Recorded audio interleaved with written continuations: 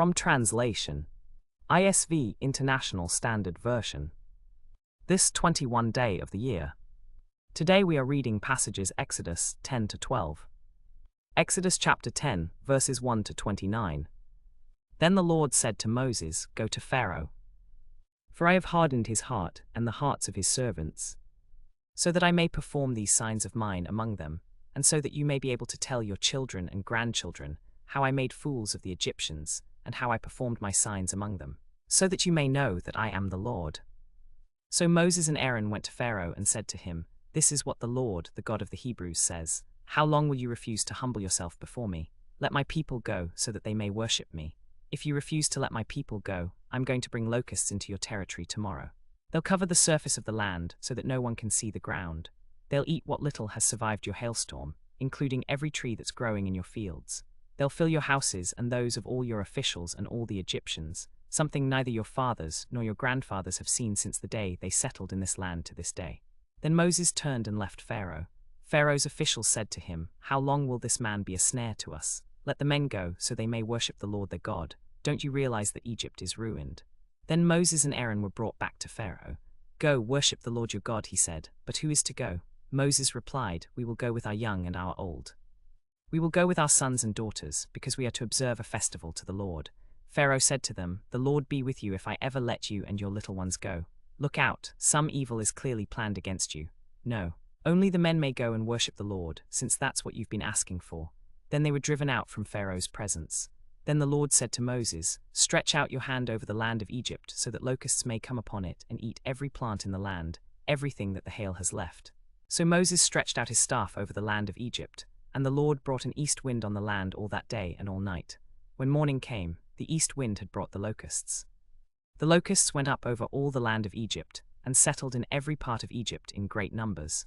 Never before had there been such a plague of locusts, nor will there ever be again. They covered the whole face of the ground, so the ground became black. They ate all the plants in the ground, and all the fruit on the trees that the hail had left. Nothing green remained on tree or plant in all the land of Egypt. Then Pharaoh quickly summoned Moses and Aaron and said, I have sinned against the Lord your God and against you. Now forgive my sin once more, and pray to the Lord your God to take away this death from me. So Moses left Pharaoh and prayed to the Lord. Then the Lord changed the wind to a very strong west wind, which picked up the locusts and carried them into the Red Sea. Not a single locust remained in all the territory of Egypt. But the Lord hardened Pharaoh's heart, and he did not let the Israelites go. Then the Lord said to Moses, Stretch out your hand toward the sky, so that darkness may spread over the land of Egypt, a darkness that can be felt. So Moses stretched out his hand toward the sky, and there was thick darkness in all the land of Egypt for 3 days. They did not see one another, and no one got up for 3 days. But all the Israelites had light in their dwellings. Then Pharaoh summoned Moses and said, Go, worship the Lord. Even your women and children may go with you, only your flocks and herds must remain behind. Moses said, You must also let us have sacrifices and burnt offerings to present to the Lord our God. Our livestock will also go with us, not a hoof will be left behind, because we must use some of them to worship the Lord our God, and until we arrive there we won't know what we are to use to worship the Lord. But the Lord hardened Pharaoh's heart, and he was unwilling to let them go. Then the Lord said to Moses, Stretch out your hand toward the sky, so that darkness may spread over the land of Egypt, a darkness that can be felt. Pharaoh said to Moses, Get away from me. Make sure you do not appear before me again, because the day you see my face you will die. Moses replied, As you say, I will never appear before you again. Exodus chapter 11, verses 1 to 10. Then the Lord said to Moses, I'm going to bring one more plague on Pharaoh and on Egypt. After that he will let you go from here. When he does, he will drive you out completely. Now instruct the people that every man is to ask his neighbor, and every woman is to ask her neighbor for silver and gold items. The Lord made the Egyptians look favorably on the people, and Moses was highly regarded in the land of Egypt, both in the sight of Pharaoh's officials and in the sight of the people. Then Moses said, This is what the Lord says. About midnight I will go throughout Egypt. Every firstborn son in Egypt will die, from the firstborn son of Pharaoh who sits on his throne to the firstborn son of the female slave who is behind the millstones, as well as every firstborn animal. There will be a great cry throughout the whole land of Egypt, such as has never been before or will ever be again. But not even a dog will bark at any of the Israelites, whether people or animals. Then you will know that the Lord makes a distinction between Egypt and Israel. All these officials of yours will come down to me and bow low before me, saying, Leave, you and all the people who follow you. After that I will leave." Then Moses, hot with anger, left Pharaoh. The Lord said to Moses, "Pharaoh will not listen to you, so that my wonders may be multiplied in the land of Egypt." Moses and Aaron had performed all these wonders in Pharaoh's presence, but the Lord had hardened Pharaoh's heart, and he did not let the Israelites go from his land. Exodus chapter 12, verses 1 to 51. The Lord said to Moses and Aaron in the land of Egypt, "This month is to be the first month of your year. It is the first month of your calendar year. Tell the whole community of Israel that on the 10th day of this month each man is to take a lamb for his family, one for each household. If any household is too small for a whole lamb, they are to share one with their nearest neighbor, based on the number of people, and you are to apportion the lamb accordingly. The lamb must be a year-old male and without defect. You may take it from either the sheep or the goats.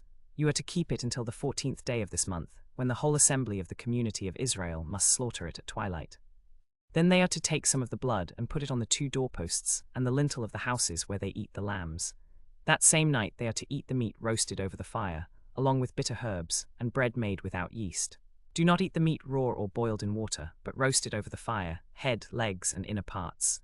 Do not leave any of it until morning. If some is left until morning, you must burn it. This is how you are to eat it. With your cloak tucked into your belt, your sandals on your feet, and your staff in your hand, you are to eat it in haste. It is the Lord's Passover. On that same night I'll pass through the land of Egypt and strike down every firstborn in the land of Egypt, both people and animals. And I'll execute judgment against all the gods of Egypt. I am the Lord. The blood will be a sign for you on the houses where you are, and when I see the blood, I'll pass over you. No destructive plague will touch you when I strike the land of Egypt. This day is to be a memorial for you, and you are to celebrate it as a festival to the Lord. You are to celebrate it as a permanent ordinance for generations to come. For 7 days you are to eat bread made without yeast. On the first day you must remove the yeast from your houses, because anyone who eats bread made with yeast from the 1st to the 7th day will be cut off from Israel. On the first day you are to hold a sacred assembly, and another one on the 7th day. No work is to be done on those days, except for preparing food for everyone to eat. That is all you may do. So you are to observe the festival of unleavened bread, because on this very day I brought your divisions out of the land of Egypt. You must observe this day as a permanent ordinance for generations to come. From the evening of the 14th day of the first month until the evening of the 21st day, you are to eat bread made without yeast. For 7 days yeast must not be found in your houses. Anyone who eats something with yeast in it must be cut off from the community of Israel, whether a foreigner or a native of the land. Eat nothing made with yeast. Wherever you live, you are to eat unleavened bread. Then Moses summoned all the elders of Israel and said to them, "Go at once and select the animals for your families and slaughter the Passover lamb. Take a bunch of hyssop, dip it into the blood in the basin, and put some of the blood on the lintel and on the 2 doorposts. None of you is to go out the door of his house until morning. When the Lord goes through the land to strike down the Egyptians, he will see the blood on the lintel and on the 2 doorposts and will pass over that door, and he will not permit the destroyer to enter your houses to strike you down. Obey these instructions as a permanent ordinance for you and your descendants. When you enter the land that the Lord will give you, as he promised, you are to observe this ceremony. Then you are to tell them, it's the Passover sacrifice to the Lord, who passed over the houses of the Israelites in Egypt when he struck down the Egyptians but spared our houses. Then the people bowed down and worshipped. The Israelites did just what the Lord commanded Moses and Aaron. At midnight the Lord struck down all the firstborn in the land of Egypt, from the firstborn of Pharaoh who sat on his throne to the firstborn of the prisoner in the dungeon, and all the firstborn of livestock. Pharaoh got up during the night, he and all his officials and all the Egyptians, and there was loud wailing in Egypt, for there was not a house where someone had not died. During the night Pharaoh summoned Moses and Aaron and said, "Get up, leave my people, both you and the Israelites. Go, worship the Lord as you have requested. Take your flocks and herds as you have requested and go, and also bless me." So the people took their dough before it was leavened, with their kneading troughs wrapped up in their cloaks on their shoulders. The Israelites did as Moses instructed. They asked the Egyptians for articles of silver and gold, and for clothing. The Lord had made the Egyptians look favorably on the Israelites, and they gave them what they asked for. So they plundered the Egyptians. The Israelites journeyed from Ramesses to Sukkot. There were about 600,000 men on foot, besides women and children. A mixed crowd also went up with them, and flocks and herds, a very large number of livestock. With the dough they had brought out of Egypt, they baked cakes of unleavened bread. Since it had not risen, because they were driven out of Egypt and could not delay, they had not made any provisions for themselves. Now the time that the Israelites lived in Egypt was 430 years. At the end of the 430 years, to the very day, all the Lord's divisions went out from the land of Egypt. This is a night to be observed by all the Israelites throughout their generations. The Lord said to Moses and Aaron, "These are the regulations for the Passover. No foreigner is to eat it. Any slave you have bought may eat it after you have circumcised him, but a temporary resident or a hired worker may not eat it. It must be eaten inside one house. You are not to take any of the meat outside the house, and you are not to break any of the bones. The whole community of Israel must celebrate it. An alien who lives among you wants to observe the Passover to the Lord. Let all his males be circumcised, and then he may come near to celebrate it. He shall be like a native of the land, but no uncircumcised person may eat it. The same law applies to the native-born and to the alien living among you." All the Israelites did just what the Lord commanded Moses and Aaron. And on that same day, the Lord brought the Israelites out of the land of Egypt by their divisions.